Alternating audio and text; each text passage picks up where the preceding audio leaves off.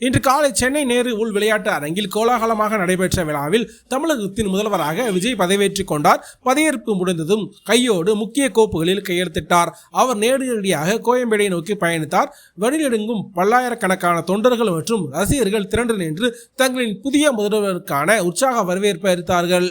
தனது அரசியல் பயணத்திற்கு எப்பொழுதும் முன்னோடியாகவும் ஆசானாகவும் கருதும் மறைந்த தேமுதிக தலைவர் நிறுவனர் விஜயகாந்த் அவர்கள் நினைவிடத்தில் மலர் தூவி முதல்வர் மலம் வைத்து மரியாதை செலுத்தினார். சில நிமிடங்கள் மௌனமாக கண்மூடி நின்ற அவர் கேப்டன் நினைவுகளை போற்றும் வகையில் தனது அஞ்சலியை பதிவு செய்தார்.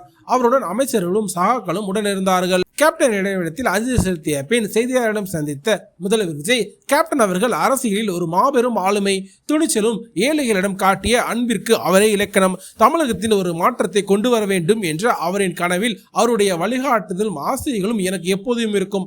அவர் காட்டிய மக்கள் பணிப்பாதையில் நேர்மையாக மற்றும் வெளிப்படையான ஆட்சியை இந்த அரசு வழங்கும் அப்படிங்கிற மாதிரி சொல்லியிருக்காரு. மேலும் விஜயகாந்த் அவருடைய நினைவிடத்திற்கு முதல்வர் சென்றது தமிழக அரசியலில் ஒரு ஆரோக்கியமான மாற்றமாகவும் மூத்த தலைவருக்கு வழங்கப்படும் மிக உரிய மருதியாகவும் பார்க்கப்படுகிறது. இதனைத் தொடர்ந்து முதல்வர் தனது அடுத்தடுத்த திட்டங்களை செயல்படுத்த ஆயத்தமாகி வருகிறார். மேலும் அது மட்டுமில்லாமல் மக்கள் நலனுக்காக 3 முக்கிய கோப்புகளையும் கையெழுத்திட்டார். 200 யூனிட் இலவச மின்சாரம், 500 யூனிட்டுக்கு குறைவாக பயன்படுத்தப்படும் வீடுகளுக்கு 200 யூனிட் மின்சாரம் இலவசம் என்ற திட்டத்தை முதல் கையெழுத்தாக அறிவித்தார். சிங்கப்பெண் சிறப்பு படை, தமிழகத்தின் பெண்களுக்கான பாதுகாப்பிற்கு சிங்கப்பெண் என்ற பிரத்யேகமான பாதுகாப்பு படையை உருவாக்கும் திட்டத்தை கையெழுத்திட்டார்.